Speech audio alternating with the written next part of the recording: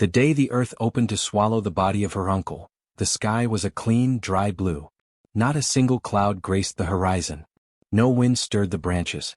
The village moved in slow procession toward the graveyard, each person wrapped in brown or black cloth, carrying the quiet weight of mourning on their shoulders. They followed the rhythm of the funeral drum, a steady beat that echoed through the valley like a heartbeat in grief. But the drum stopped mid-beat. The silence that followed cracked across the air like lightning, though the skies remained clear. It was then the sound came, a single, sharp wail, high and raw, the cry of a newborn breaking the sky open. It came from the birthing hut behind the graveyard trees. The drummer lowered his hand in confusion. Heads turned. Eyes searched. The elder women ran first, their feet bare and fast, lifting the hems of their mourning robes. By the time they reached the hut, the midwife stood at the entrance, her face ashen. She was born at the same time, she whispered. Same hour. Same breath. Inside, the child writhed in a nest of red cloth and banana leaves, her fists clenched, her throat still raw from the first cry. Her mother, Amani, lay staring at the ceiling, unmoving except for the rise and fall of her chest. She did not look at the baby. The midwife tried to place the newborn at her side. Amani turned her face away.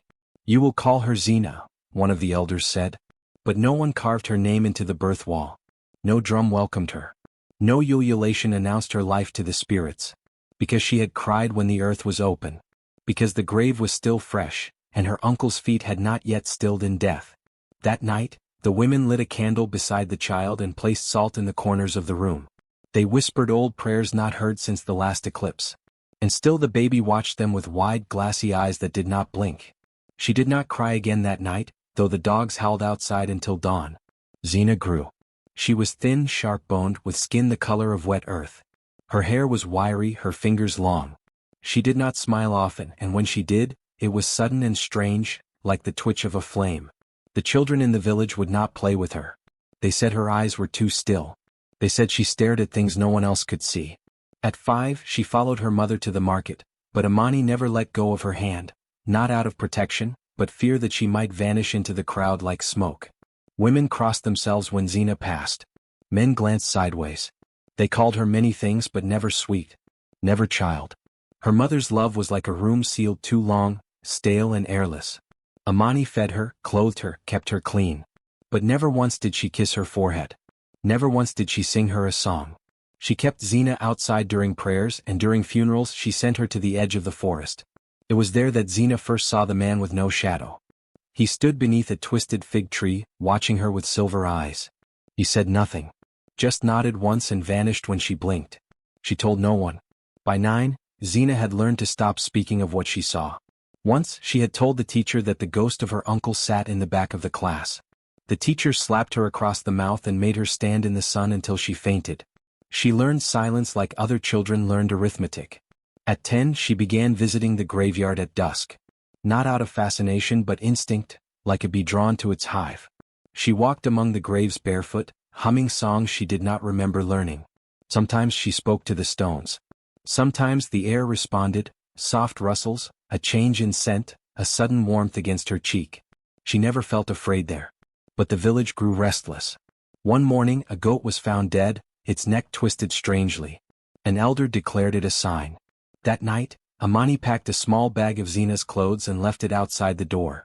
She sleeps outside now, she told the neighbors. Zina did not argue. She curled beside the fire pit, using her own arms as pillows. When she woke, the bag was gone. In its place was a black feather. She carried it with her from that day on. By 12, she had stopped trying to be loved. Instead, she listened. To the wind. To the roots. To the water beneath the ground. And to the dreams of the dead, which sometimes reached out to her like fingers through silk. One morning, the head priest collapsed at the temple entrance. When they carried him inside, his lips moved, whispering something no one could hear. Zina approached. She leaned down. And then, clearly and calmly, she repeated the last words of the priest to the crowd. She walks in both worlds. Do not block her path. He died seconds later. From that day, no one touched her. But they watched. Always.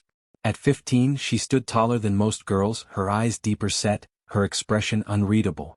She rarely spoke. But when she did, her voice carried farther than it should. Once, during a storm, she stepped into the rain with bare feet and open arms. whispering a name none had heard in decades. The lightning struck the same spot 3 times.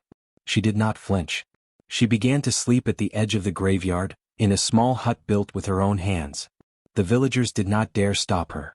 Amani never visited. Not even once. On the morning of her 16th year, she rose before dawn and walked to the field where the funeral drum had first stopped. The drum still sat there, cracked and unused. She placed her hand upon it. And it sang. The sound rolled through the hills like the groan of waking earth. Birds scattered. Dogs whimpered. Old women clutched their chests. Zena looked toward the village. And smiled. They whispered louder after that. Called her a witch. A gate. A mistake. But she knew what they didn't. Some doors don't close once opened. Some cries never fade.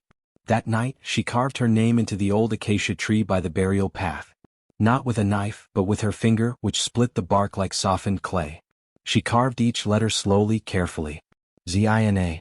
When she stepped back, the tree shuddered, and the wind whispered her name back to her. It was the first time she had ever heard it spoken aloud. She smiled again. This time the earth smiled with her. It began with the earth. 3 days after the funeral, Zena walked by her uncle's grave and saw the soil pulsing. Not like it had sunk from rain or wind. No, this moved like breath. Slow. Uneven. As if something below had shifted just slightly then stilled again. She stood at the edge watching. The grave was marked with a flat river stone, carefully etched with her uncle's name, Baco, son of Ero. But now the letters were fading. Not worn by time, no. Time had not passed enough for that. These lines had been carved deeply by her grandfather's own blade. Yet now they dulled at the edges as though the stone itself was trying to forget. Zena crouched low. She pressed her palm to the dirt. It was warm. Too warm for morning.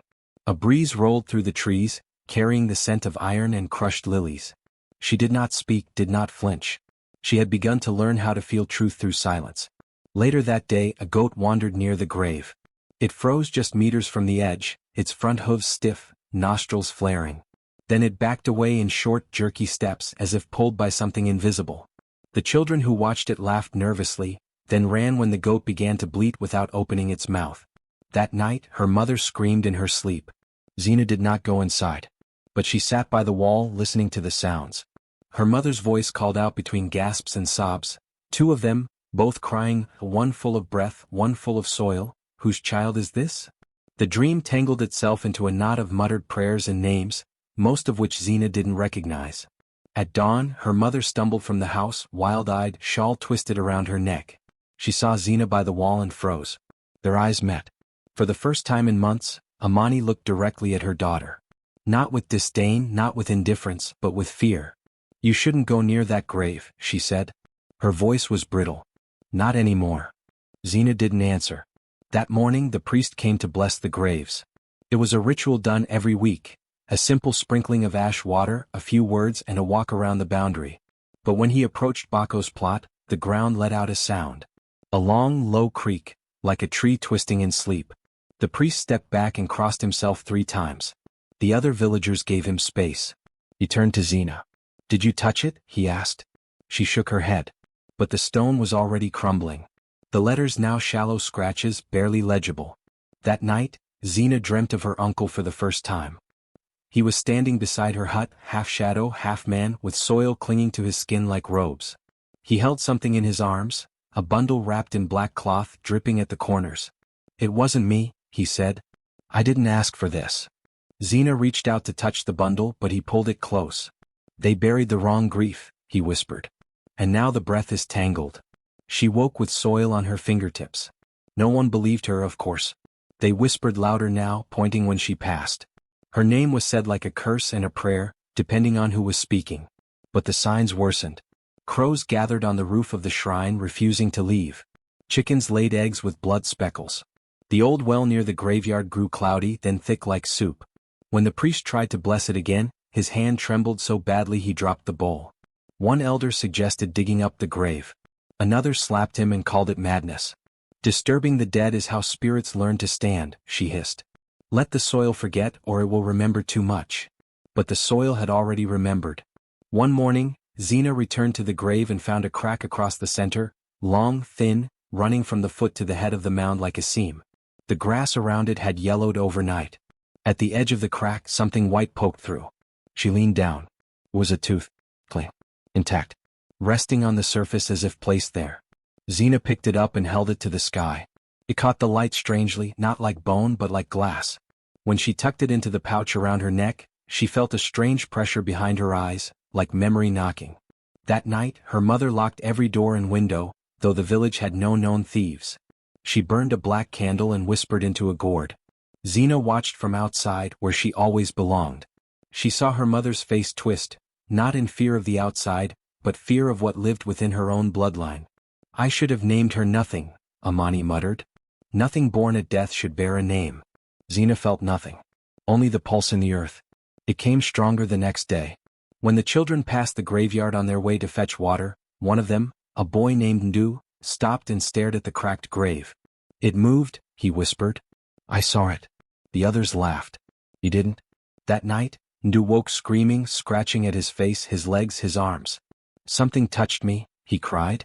It had no skin. It whispered inside my ribs. The healer came and said it was fever. But when he opened the boy's mouth, he found a second tongue, a piece of cloth, damp and black, curled like a worm. Xena said nothing. But her fingers clutched the pouch where the tooth now throbbed gently, like a heartbeat. The priest called for a village fast. No fires were lit. No drums were played. But still the grave shifted. More animals vanished. More shadows stood where none should have been. A woman claimed she saw her dead brother walking across the field at night, dragging his coffin behind him like a broken leg. On the 7th night, the moon turned red. Xena walked barefoot to the grave. No one stopped her. No one followed. She stood above it, eyes steady. I didn't call you, she said to the soil. But I'll listen. The ground groaned once. A soft hiss came from beneath. The air smelled of cold, wet cloth. And then the cracks split wider, revealing not a body but an empty cavity, hollow except for a single object resting in the center. It was the cloth bundle from her dream. Xena reached in and lifted it carefully. It was heavier than it looked and warm. She unwrapped the edge and saw a small stone carved with a name, Xena, etched in the same hand as her uncle's tomb. But it had been buried with him. Not her name. Her place. The bundle shifted in her arms. Xena wrapped it again. When she turned to leave, the earth trembled softly, and the grave sealed itself with a long breath as though satisfied. She walked back through the sleeping village, carrying her name. And behind her, the wind whispered again, carrying two cries, one sharp and living, one soft and full of soil. Xena did not speak much, but when she did, her words sometimes did not feel like her own. Her voice was soft but steady, shaped like old things, not the playful, jumbled tone of other children her age. She did not babble. She recited. Songs that no one recalled teaching her. Phrases in a dialect that belonged to no one in her house. Once, she corrected the village griot when he forgot a line in an ancestral chant. The griot had stared at her, speechless, and finished the song with shaking hands. Where did you hear that? He'd asked. Xena only blinked. She did not know. The truth was, she often heard things before sleep, like someone whispering inside her skin. The whisper came with warmth, like breath in her ear, full of words she didn't understand until the moment they came out of her mouth. It started small. The lyrics of morning songs she hummed beneath her breath. The way she tied knots in the old manner of the fisherman, though her hands had never touched a net. The way her fingers twitched when she passed the family drum, as if they remembered rhythms her mind did not. But then came the stories. One afternoon she told her cousin a tale about the river stones that could open if touched on the night of the blood moon, that they held old secrets and bones from those who lied about the dead. The cousin laughed, thinking she had made it up. But later that evening her grandmother sat silently on the steps, clutching her cane. When Xena passed by and greeted her, the old woman said, Where did you hear the story of the river stones? Xena said, I dreamed it. The grandmother's lips trembled. That was your uncle's tale. He told it to your mother when she was your age. He was the only one who ever knew it. Xena tilted her head. He told me too. That night, her grandmother wept alone beside the cooking fire. Things worsened when Xena began avoiding the hearth. The family noticed that she would not sit near the flames. She flinched when they sparked.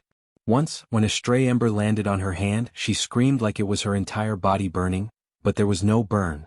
Not even a mark. She never ate hot food unless it had cooled. Never lit a candle.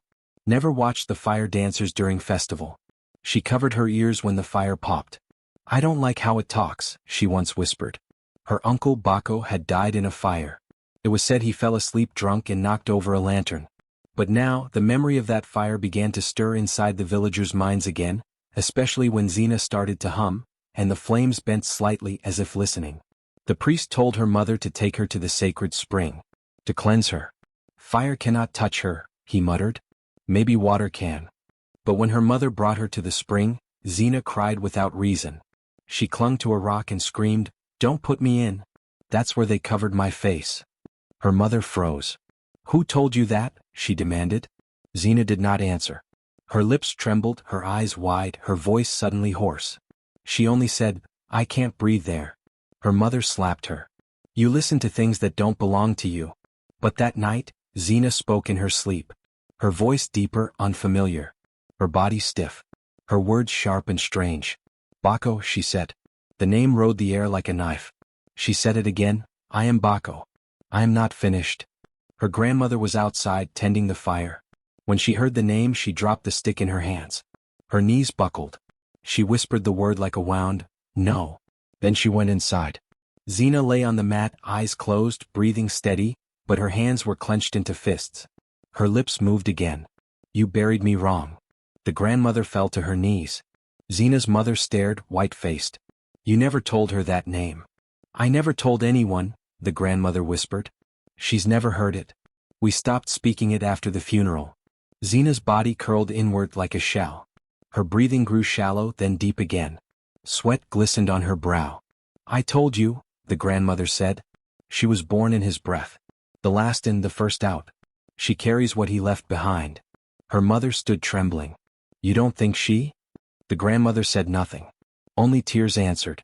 The next morning, Xena did not remember speaking. But she looked older somehow.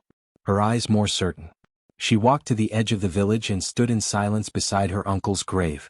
The soil no longer moved, but the stone was fully blank now, rubbed smooth like it had never been carved. She stared for a long time. Then she began to speak. Not aloud. Her lips moved, forming words silently. Her hands made gestures.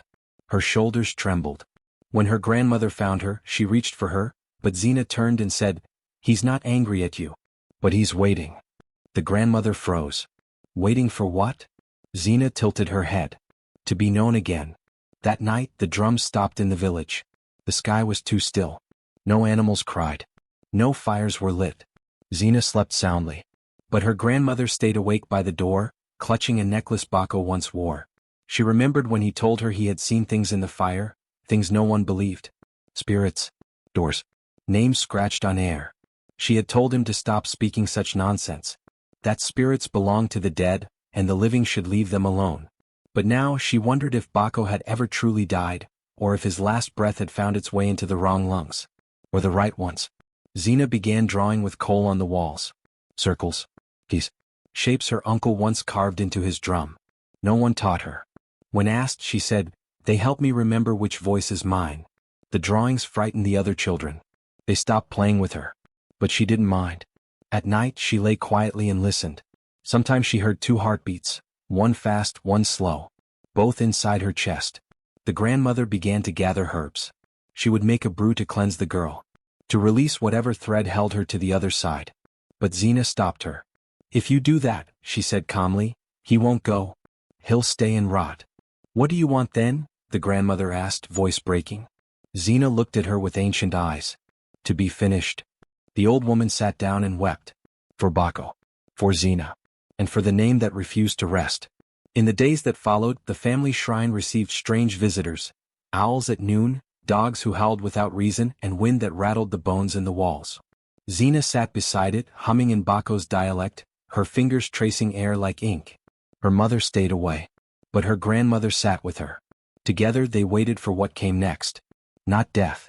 Not life. But memory, wearing a child's name. The rains had not come to Kalunga in nearly a month. The village cracked under the weight of heat, that dry, sharp kind that made children irritable and goats collapse mid-step. Dust clung to every leaf, and the sky remained stubbornly colorless, like bone left too long in the sun. The people prayed as they always did, and no answer came. But then one evening a strange thing happened. Xena was walking home from gathering wood when she felt something wet touch her arm. Just a dot of moisture. She looked up instinctively, but the sky above her was still clear. No clouds, no thunder. Still she heard it. A hush. A rhythmic hush. Rain. But not everywhere. Only one place. She walked slowly, led by sound, curiosity like a stone in her chest. The wind had stilled. Not a single branch moved.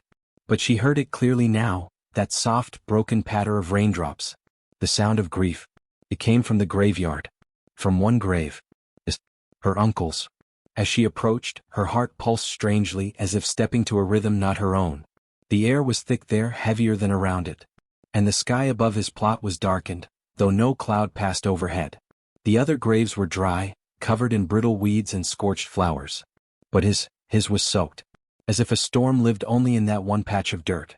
Raindrops fell silently, steadily, dark, slow and spaced like tears.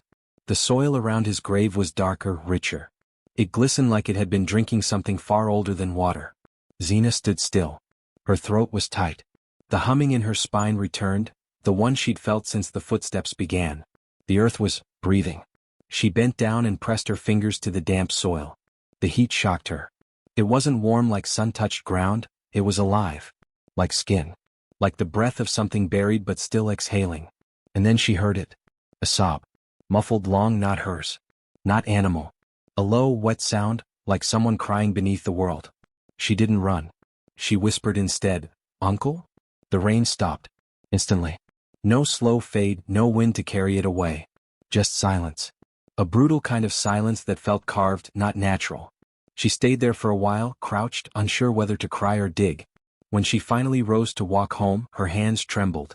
A smear of that rich, rain-damp soil clung to her palms like oil. It smelled faintly metallic, like rusted tools and dried blood. She didn't wash it off. That night, the village seemed to hold its breath. The wind didn't return. The goats didn't cry. Even the insects paused. Xena lay on her mat near the fire, eyes wide open, unable to sleep. Her grandmother had lit a line of protective herbs across the doorway, and the flame flickered unnaturally, upright, unmoving. The air inside felt still, too still. Then the whisper came. It didn't start with footsteps this time. No dragging. No breathing. Just a voice. Close. Like someone speaking through woven straw. "That was my breath," it said. Xena froze. The voice came from outside the hut, just beyond the thin wall of reeds. Not loud. Not angry. But it vibrated the bones inside her. She turned her face slowly toward the door. Through the slats of the woven mat she saw it. A figure. Not fully formed, more outline than body. A shimmer of something human-shaped. It stood with its head slightly bowed. Its arms were too long. One shoulder looked dislocated. A faint blue light pulsed beneath its skin, as though veins had remembered lightning. She did not scream. She did not move. The figure shifted and something in the hut changed. The herbs above the door blackened. The fire turned white. Then Xena felt it, a sudden pressure in her nose. Not the usual burn of dryness. This was something deeper. A rush of warmth. She raised her hand instinctively to her face and felt the wet. Blood. But not red. Black. Thick, tar-like blood oozed from her nostrils. It dripped onto her dress and hissed softly as it touched the woven fibers. The whisper came again. "You listen when no one else did." Xena gasped, choking slightly. Her mouth tasted like smoke and soil. "Why me?" she whispered. The figure didn't answer. Simply bent. Not a bow. More a collapse. As if it was folding inward. Its shape melted into shadow. And then it was gone. The blood stopped just as suddenly. Xena wiped her face and stared at the spot it had stood. The air outside shimmered slightly like heat on a road, but there was no heat. No sound. Just the memory of the voice. She stayed awake until morning. When her grandmother awoke and saw the black blood stains on the floor, she said nothing. But she crossed herself 3 times and refused to speak for the rest of the day. Later, Xena returned to the grave. The soil was dry again but softer. Like something had shifted beneath it. She knelt and placed both palms on the dirt. It pulsed. Like a drumbeat. Slow. Faint. From far beneath. She leaned closer. This time she didn't hear sobbing. She heard breathing. Not just her uncle's. More. Many. Dozens, maybe hundreds. All slow. All rising. As if the grave had become a lung, and the world above was the exhale. That night, she began writing names in the dirt around her mat. Names she didn't know she knew. Old names. Forgotten ones. She dreamed of water that whispered. Of mouths that never opened. of graves that opened inwards. And in every dream her uncle stood beside her, smiling. Not kindly, not cruelly, but with relief, because finally someone had heard him. It began with the basin. Xena leaned over it one morning to wash her face, her hands cupping the cold water, ready to chase sleep from her eyes. But the girl who had always stared back, tired, thin, with a faint scar above her lip, was no longer there. Instead, the water was still, clear, and empty. No reflection. She blinked, looked again, leaned closer until her breath fogged the surface. Still nothing. Only the bottom of the basin and the faint shimmer of the sky. She waited, thinking it was some trick of the light, a veil of morning mist that would pass. But when her cousin came to fill a jug beside her, Xena saw her face, her cousin's, reflected in the same water. Just not her own. That was the first sign. The next came at the river. While fetching water with the others, she stood quietly watching the current. The children laughed as they splashed. The women gossiped. Xena crouched on the bank and stared at the flowing mirror. There, in the current, a face. But not hers. It was a man's face. Older, hollow-eyed, with skin pulled tight like stretched leather. He did not blink. He did not move. He only stared. When she leaned closer, trying to understand, the water around the face rippled outward. The image dissolved, not scattered by current, but pulled from beneath as if the river had swallowed it whole again. Xena said nothing. She simply dipped her jug and left. That night her voice cracked. She had not spoken much since the night of the whisper. Her throat still carried the shape of those words, "That was my breath." But when she tried to sing, something inside faltered. Her pitch was wrong. Low, rattling. As if an echo had climbed into her chest and begun to live there. When she answered her grandmother's question about the maze, a simple yes, the voice that came out was not hers. It was rougher. Measured. Too measured. Like someone trying on the shape of her words. Her grandmother dropped the bowl she was holding. "You sound like your uncle," she whispered. Xena wanted to say no. Wanted to tell her that was impossible. That he was dead. That she had never heard his voice, not truly, not fully. But deep down, something in her stilled. Because she had heard it. In the night. In the walls. And now it lived in her throat. When she walked through the village the next day, chickens fled from her path. A dog whined and lowered itself to the dust. Even the wind bent away from her. It was subtle but clear. Like the earth around her shifted slightly, as if stepping aside.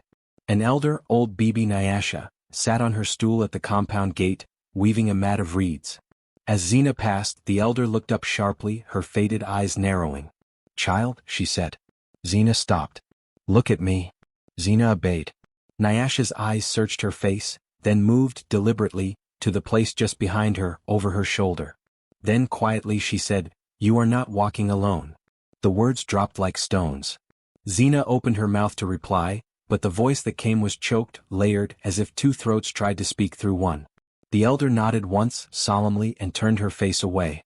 That evening, Xena tried again to see herself. She held a shard of polished brass in the firelight. She tilted it left, then right.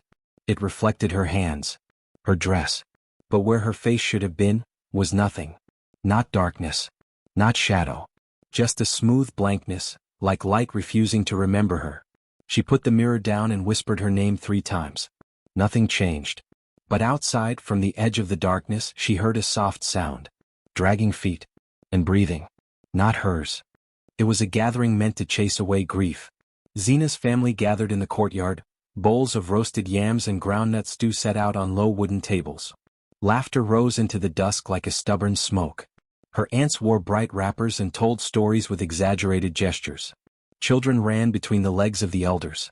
The men poured palm wine and clapped one another on the back as if nothing had ever been wrong. But Xena sat in the shadows under the eaves of the hut, watching. She had learned to listen more than speak. Ever since her reflection disappeared and her voice began to tremble with something not quite hers, the others kept a gentle distance. No one had told her not to sit closer, not to touch the food first, but the space around her had widened, and she had stopped trying to close it. The sun was just slipping beneath the hills when the knock came. A single, firm knock at the compound gate. Everyone froze. It was too late for visitors and too early for spirits, if you believe the elder's timing. One of Xena's uncles, a man with skeptical eyes and loud opinions, stood and strode toward the gate. He opened it wide. Nothing. No one stood beyond the threshold. Only the dusk, soft and windless, pressing against the edge of the village like a waiting breath. He called out. Silence. He shrugged, chuckled nervously and turned back inside. Then someone else pointed. There, by the fire. A footprint. Not just any print. A full one, clear as ink on parchment, pressed into the dirt. Bare. What? Toes spread. Mud clung to the center of the print as if it had just been left. Then another appeared. Just beyond the first. A pace ahead. Slightly to the left. And then a third. They came in a trail. Across the yard. Past the stew pot. Around the circle of elders. Right to the foot of Zena's chair. The laughter died like smoke drowned in water. Everyone turned to look at her. But Zena didn't move. Her breath was even. Her hands in her lap. Her eyes fixed on the footprints. Then something fell to the ground beside her. A ring. Simple. Gold. Slightly tarnished with age. And unmistakably familiar. Her grandmother gasped and clutched her chest. That's his, she said. The ring was her uncle's. The one who had died the hour Zena was born. The one whose grave still wept during the dry season. The one whose name had faded unnaturally from stone. Zena reached down slowly and picked it up. It was warm. Still damp as if pulled from a closed palm. Her family stared, caught between fear and awe. One aunt whispered a prayer under her breath. Another turned her face toward the fire, muttering that the child should be sent to the priest. That this had gone on too long. That the dead did not knock unless something had been left undone. That night, Zena slept in her mat beside the hearth as always. But she did not stay there. No one heard her rise. No one saw her walk to the compound gate, open it without a sound and step barefoot into the night. She moved like a shadow spilled across the ground, fluid, quiet, and strange. She walked with the ring still in her hand. And in the morning she was not there. Her mat was empty. The hearth cold. Her mother raised the alarm. The men spread through the village, calling her name, checking the riverside and the goat pens. Her grandmother held her own arms as if trying to warm someone else. It was the youngest cousin who found her. At the grave. Zena lay curled atop the mound of earth, her arms folded as if sleeping. She was barefoot. And smiling faintly. The cousin screamed. The others came running. But Zena did not wake at their touch. Not even when her mother shouted her name. Not even when her uncle slapped the soles of her feet. Not even when her grandmother wept and said, "She's with him. He's taken her under." It took pouring water and incense for her to stir. Her eyes fluttered open and she sat up slowly, not confused but calm. She looked around the circle of her family and said only one thing. He was knocking. I just let him in. They carried her home wrapped in a shawl. That evening they locked the compound gate. Salt was poured across the threshold. The priest was summoned from the northern hill. But Zena said nothing else. Only sat beside the fire with the ring in her lap. She didn't eat. Didn't blink much. Didn't hum as she used to. And when asked who he was, she only looked at them with those deep, faraway eyes, the kind that had seen graves open from the inside. That night no one slept. Not because of fear. But because the knocking came again. This time at every door. And everywhere the sound touched, a muddy footprint followed. The rains came without warning. Not the soft showers of late harvest, but the kind that battered roofs into trembling, that soaked the earth so deep the graves wept from below. In the village, children were pulled indoors, fires snuffed, prayers hurried through the clamor of water hitting clay. And then someone screamed. By morning, the cemetery hill had sagged under the flood, and 3 graves had split open at the seams. But it was the 4th that brought silence to the whole village, her uncle's. Zena stood at the edge of the muddy slope with the others, her shawl clinging to her skin like a second hide. The grave was half collapsed, the coffin jutting out like a broken tooth. The men worked quietly. No one joked. No one cursed. Even the strongest among them refused to look Zena in the eye. They pulled the coffin loose. Wood soaked through, joints swollen, it creaked open without resistance. But there was no body. No flesh. No bone. No sign of a man dead for years. Inside lay only a tightly folded cloth, black and unmarked, with stones tucked into its folds as if to mimic weight. Between them rested a name charm carved into softwood, wrapped once in twine. The charm was for a child. A newborn. Zena's. It was hers. The same hour she was born they had lowered this coffin. Everyone remembered. The day the drum stopped. The day her first breath mingled with last rites. Now they looked down and saw the lie buried in plain sight. A woman began to cry softly. One elder sat in the mud, whispering to himself. Xena felt her own name shift in her chest like it had teeth. The priest stepped forward, slow, careful, lifting the charm with trembling hands. "This was no burial," he said. "This was a bargain." The black cloth moved slightly in the wind.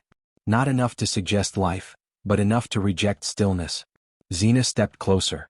One hand reached into the coffin, brushing the stones, brushing the charm, brushing the edge of the cloth that once stood in for a corpse. It was warm. Just like the ring. Just like the footprints. Just like the whisper behind the walls. Behind her, voices murmured. Elders debating. Mothers clutching their children. All of them circling a new truth. Her uncle had not been buried. He had been hidden. Or worse, replaced. The priest closed the coffin again, but this time with no words. No prayers. There was nothing to bless. That night, Xena dreamt of being carried. Not held, not cradled, carried.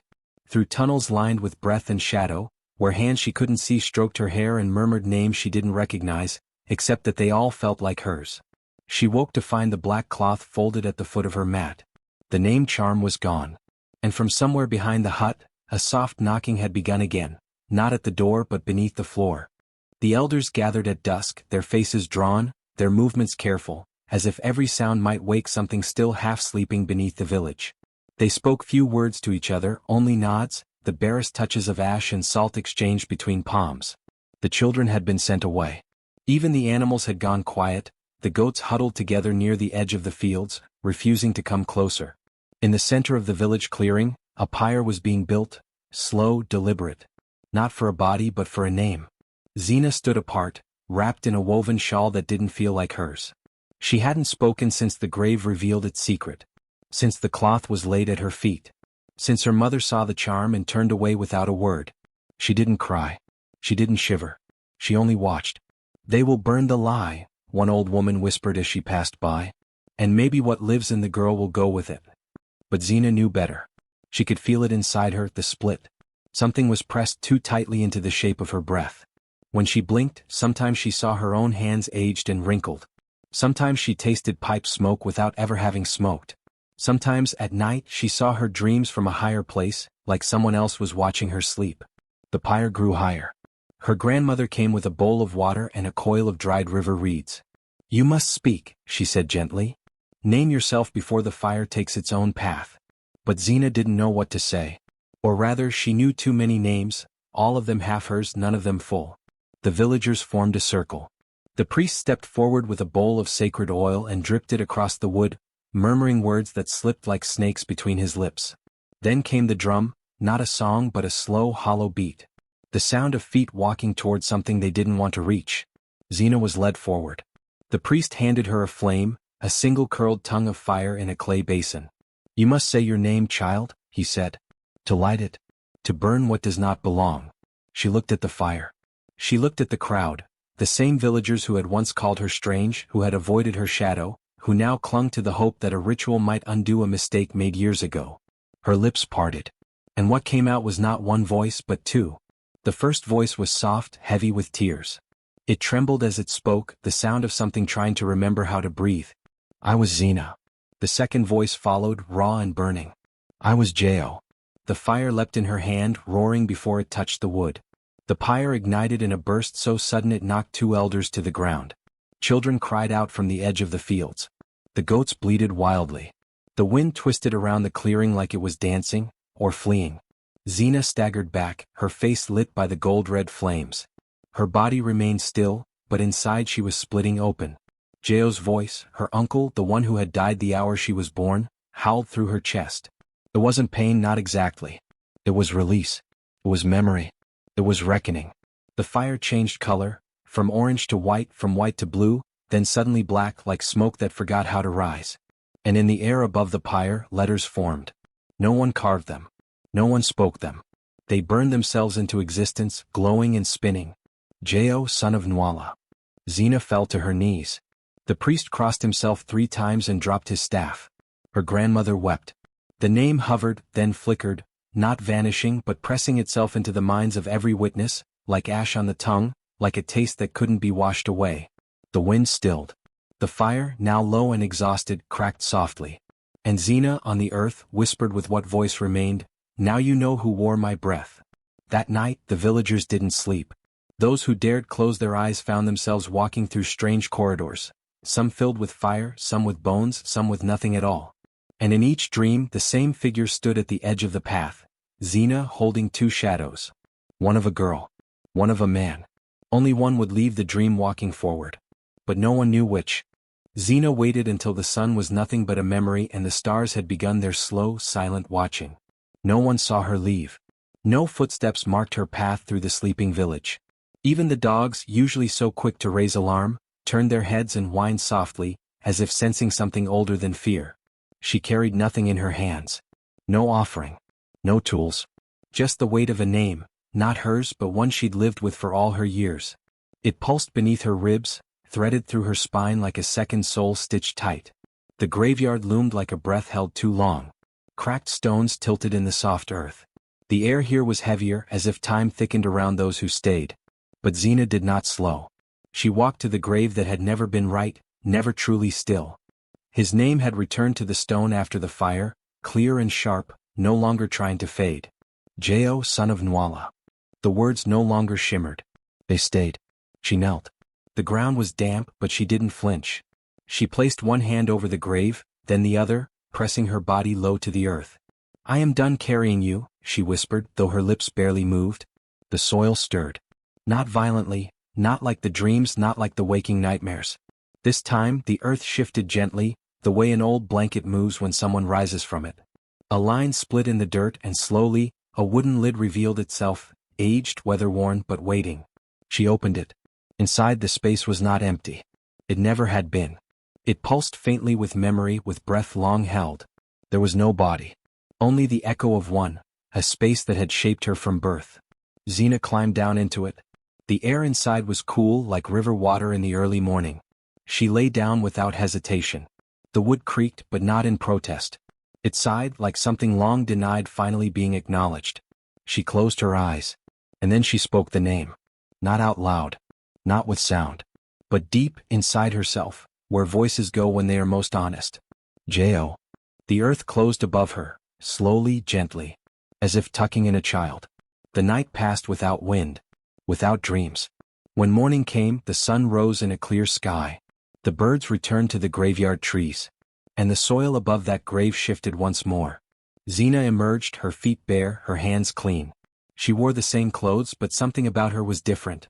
Not older, not younger. Just clearer. Like smoke that had finally lifted. She walked back through the village. No one saw her, but those who slept stirred in their beds. A sense of stillness passed over the houses, the fields, the sky itself. The grave no longer whispered. Children who passed it later said the grass there grew taller, greener. No bones cried in the wind. No dreams turned sour. It was just a grave, finally what it had always wanted to be. Xena returned home. She sat beside the fire. When her mother came to speak, Xena only smiled. She never spoke again. But her silence was not empty. It was full of peace.